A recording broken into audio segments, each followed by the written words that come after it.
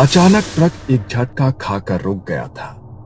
आगे बढ़ती सड़क पर सन्नाटा फैल गया था और ट्रक की हेडलाइट्स अब भी उस वीरान काले रास्ते को टटोल रही थी। रणवीर ने हैंडल कसकर पकड़ा और झुंझलाते हुए नीचे उतर गया। महेश, जो बगल में सो रहा था, झटका लगते ही जाग गया और खिड़की से झांका। क्या हुआ रे भाई? अरे यार, लगता है कुछ फंस गया है नीचे, देखता हूं। रणवीर और उसका साथी महेश दोनों उत्तर भारत के एक ट्रांसपोर्ट कंपनी के लिए ट्रक चलाते थे। लंबी दूरी की रात की ड्यूटी उनका रोज का काम था। उस रात भी वो एक पुराने जंगल वाले रास्ते से गुजर रहे थे जो हरियाणा और राजस्थान की सीमा को जोड़ता था। समय था रात के लगभग 2:30। चारों ओर घना जंगल और बीच में पतली टूटी फूटी सड़क। ट्रक के हेडलाइट्स के अलावा कहीं कोई रोशनी नहीं थी। रणवीर गाड़ी चला रहा था और महेश बगल वाली सीट पर ऊँघ रहा था। अबे, ये कौन सा रास्ता पकड़ लिया है तूने? ये तो बड़ा सुनसान है। अरे ये शॉर्टकट है, जल्दी पहुंच जाएंगे। डर मत, जंगल है, भूत नहीं। लेकिन शायद रणवीर को नहीं पता था कि इस जंगल में सिर्फ पेड़ नहीं रहते थे। अचानक ट्रक से एक अजीब सी घड़घड़ाहट की आवाज हुई और इंजन बंद हो गया। ट्रक वहीं रास्ते के बीचों बीच रुक गया। लो, कर लो बात, अभी सर्विस करवाई थी, ये क्या हो गया? रणवीर नीचे उतरा और बोनट खोलने लगा। महेश भी साथ उतरा, लेकिन उसका ध्यान अचानक दाहिनी ओर खिंचा। सड़क के किनारे झाड़ियों के बीच एक सफेद कपड़ों में लिपटी कोई औरत झुकी हुई बैठी थी। उसके बाल खुले थे और चेहरा ढका हुआ था। भाई, भाई, ऊपर आजा, जल्दी। क्या हुआ अब? रणवीर भाई, वहां कोई बैठा है। औरत है शायद, सफेद कपड़ों में, मगर हिल भी नहीं रही है। देख, देखना। रणवीर ने देखा तो पहले हंसा, लेकिन जब उसने ध्यान से देखा तो वो आकृति बिल्कुल भी हिल नहीं रही थी। अरे, साया लग रहा है, मगर जो भी है उतरना जरूरी है। ट्रक स्टार्ट नहीं होगा तो अटक जाएंगे। महेश डर के मारे सीढ़ियां चढ़कर कैबिन में घुस गया और दरवाजा बंद कर लिया। रणवीर अब ट्रक के नीचे झुककर खराबी ढूंढने लगा। अंधेरे में टॉर्च की हल्की रोशनी में वो कुछ तार टाइट करने लगा। महेश ट्रक के कैबिन में चुपचाप बैठा था। उसकी नजरें अब भी वहीं अटकी थी जहां वो सफेद आकृति बैठी थी। पर तभी वो हिली। सफेद साड़ी में लिपटी वो परछाई एकदम झटके से खड़ी हो गई, जैसे किसी ने ऊपर से खींचकर उसे उठा दिया हो। उसकी हरकतें अजीब थी, बिल्कुल इंसानों जैसी नहीं थी।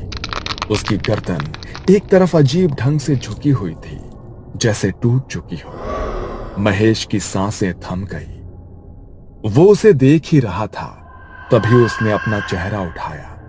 चेहरे पर काले बिखरे बाल जो आंखों से लेकर होठों तक झूल रहे थे। चेहरा नहीं दिखा, सिर्फ साया, और वो सीधा ट्रक की ओर धीरे धीरे बढ़ने लगी। कोई आवाज नहीं, पर उसके चलने से पेड़ के नीचे गिरी सूखी पत्तियां चरमराने लगी। हर कदम के साथ पत्तों की आवाज और भी करीब आती जा रही थी। भाई, ये क्या देख रहा हूं मैं? वो जैसे आंखें झपकाना ही भूल गया, पर अचानक उस औरत ने महेश की ओर सीधा देखा, ऐसे जैसे वो समझ गई हो कि वो उसे घूर रहा है। और तभी उसकी चाल तेज हो गई। महेश ने कांपते हाथों से ट्रक का हॉर्न बजाने की कोशिश की, पर उंगलियां सुन्न पड़ चुकी थीं। साहस जुटाकर वो चिल्लाया, आ! भाई, वो आ रही है, कोई है वहां, सफेद साड़ी में, जल्दी कर। रणवीर जो ट्रक के नीचे था, उसके कानों में महेश की घबराई हुई आवाज गूंजी। उसने झट से पेचकस नीचे रखा और थोड़ा मुड़कर देखा। उसकी तिरछी नजर से ट्रक के ठीक सामने दो सफेद पांव दिखाई दिए, लेकिन वो जमीन पर नहीं थे। कुछ इंच ऊपर हवा में तैर रहे थे और वो आकृति झुककर ट्रक की ओर बढ़ रही थी। रणवीर का चेहरा पसीने में भीग चुका था, लेकिन ट्रक को स्टार्ट करना अब जरूरी था। रणवीर अब तक सबसे डरावना अनुभव झेल रहा था। सफेद साड़ी वाली वो परछाई अब सिर्फ 10 कदम दूर थी। वो हवा में तैरते आगे बढ़ रही थी। जंगल में सूखे पत्तों की सरसराहट हो रही थी। रणवीर ने कांपते हाथों से इंजन का आखिरी बोल्ट कस दिया और फौरन ट्रक के नीचे से बाहर निकला। महेश, चाबी घुमा, इंजन चालू कर। महेश ट्रक के कैबिन में कांप रहा था, लेकिन उसने जैसे तैसे कांपती उंगलियों से चाबी घुमाई। इंजन ने एक झटका खाया और फिर धुआं उड़ाते हुए जोर की आवाज के साथ ट्रक स्टार्ट हो गया। रणवीर की सांसें जैसे वापस आई। वो सीधा दौड़ पड़ा ट्रक की ओर और उसके ठीक सामने वो औरत अब दिखाई दे रही थी। सफेद साड़ी, बिखरे हुए बाल, झुलसा चेहरा और खाली आंखें, ऐसी आंखें जो इंसान के अंदर झांक जाए। रणवीर ने भागते हुए ट्रक की सीढ़ी पकड़ी और जोर से खुद को ऊपर खींच लिया। महेश ने एक झटके में गियर डाला और एक्सीलरेटर पूरी ताकत से दबा दिया। ट्रक जोरदार आवाज के साथ आगे बढ़ा। जब दोनों को लगा कि अब बच गए, रणवीर ने एक नजर पीछे डाली। ट्रक के शीशे से वो देखता है कि वो औरत अब सड़क के बीच खड़ी है और वो उनको ही देख रही है। देखते ही देखते उसकी गर्दन पीछे मुड़ गई, जैसे वो सामने से किसी को आते देख रही थी।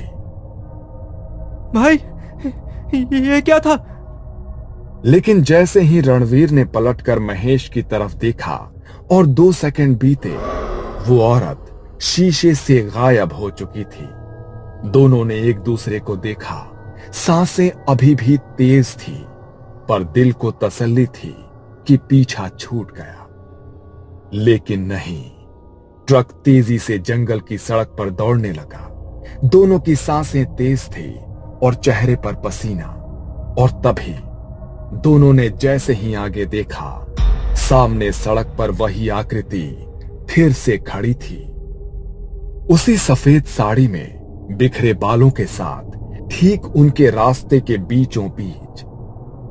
भाई, कहीं ये छलावा तो नहीं है? महेश ने जैसे तैसे गियर बदला और ट्रक आगे बढ़ा। रणवीर ने डर के मारे शीशे से देखना बंद कर दिया, पर सड़क अभी भी वैसी ही लग रही थी, एक सकरी अंधेरे में ढकी, दोनों ओर सूखे पेड़ और हल्की धुंध। हर कुछ समय में वही सारे नजारे वापस आ रहे थे। वही मोड़, वही पेड़ और वही मोड़ पर खड़ी वो औरत।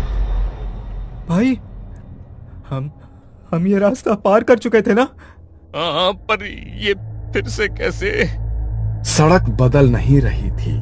उनके मोबाइल में भी कोई सिग्नल नहीं आ रहा था ताकि वो मैप देख सकें। और जैसे ही ट्रक ने अगला मोड़ काटा, वो औरत फिर सामने, वही सफेद साड़ी, वही खुले बाल, लेकिन वो इस बार ट्रक के करीब आ रही थी, तेज तेज। उसके पैर अब हवा में नहीं थे, वो दौड़ रही थी। रणवीर ने झटके से हैंड ब्रेक खींचा और ट्रक को रोक दिया। महेश ने आंखें बंद कर ली। सामने अचानक कुछ नहीं था, चारों तरफ घुप सन्नाटा। फिर कुछ लाल बूंदें फ्रंट ग्लास पर गिरी। दोनों ने देखा, लाल रंग, खून की बूंदें। महेश, तूने भी देखा? ट्रक के ऊपर कुछ चल रहा है। ट्रक की छत पर भारी कदमों की आवाजें। कोई झुककर ट्रक को देख रहा था ऊपर से। रणवीर ने कुछ पल के लिए आंखें बंद की और कुछ बुदबुदाया। ओम नमः शिवाय, ओम नमः शिवाय, ओम नमः शिवाय। महेश भी धीरे धीरे हनुमान चालीसा बोलने लगा। तभी सब शांत। किसी ने मानो छत से छलांग लगाई हो। धप! महेश ने फिर ट्रक चालू किया। ट्रक अब धीरे धीरे आगे बढ़ रहा था। आगे पीछे कुछ दिखाई नहीं दे रहा था, बस वही टूटी सड़कें, वही मुड़े हुए पेड़ और पीछे अंधेरे में कहीं गायब होती वो सफेद साड़ी वाली परछाई। रणवीर और महेश दोनों का चेहरा पीला पड़ चुका था।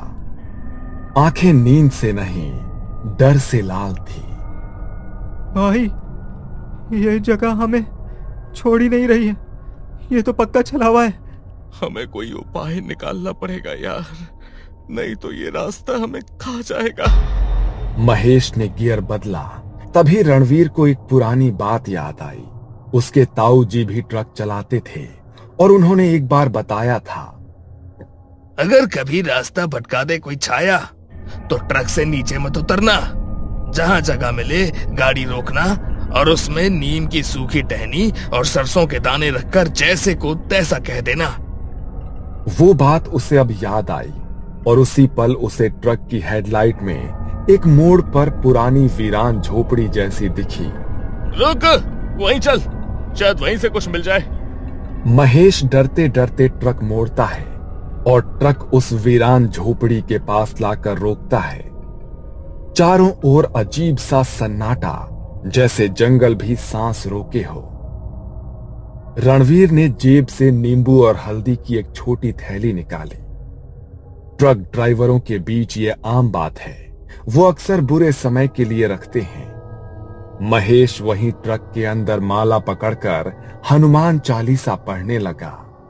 रणवीर झोपड़ी के आसपास गया और उसे एक नीम का सूखा पेड़ दिखा। उसने नीम की टहनी तोड़ी और ट्रक के बगल में एक छोटी लोहे की थैली में सरसों के दाने रखकर जलाया। वो टहनी बीच में रखकर जोर से बोला, जिसे जो चाहिए वो ले ले, पर रास्ता छोड़ दे। अब तू भी चला जा और हमें भी जाने दे। उसके शब्द जंगल में गूंज उठे और उसी पल हवा थम गई। महेश ने फिर से ट्रक शुरू किया।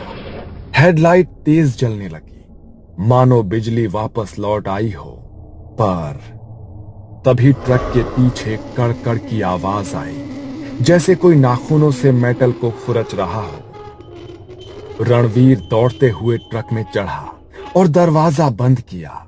पीछे देखा, वही औरत, चेहरा झुलसा हुआ, आंखें अब काली और बालों से खून टपक रहा था।